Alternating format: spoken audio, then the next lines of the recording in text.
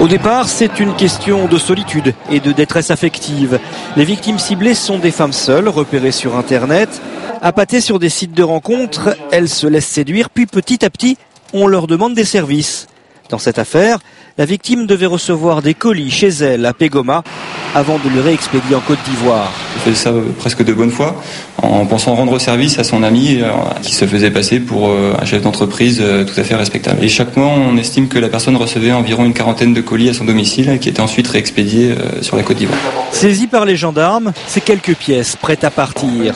2 pièces de voiture, des fax, des téléphones, des téléviseurs. En 3 ans, elle va réexpédier des centaines de colis. L'escroc a un argument, on ne peut pas le livrer en Afrique.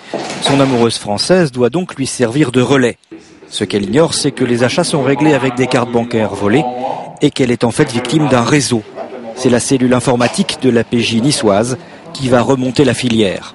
C'est grâce à l'analyse de leurs messages, aux fautes d'orthographe faites par chacun d'entre eux, qu'on a pu déterminer qu'il n'y avait pas une personne, mais au moins 3 personnes différentes qui échangeaient avec cette dame. Pour recel d'escroquerie, cette Française de 50 ans risque 10 ans de prison et 400 000 € d'amende.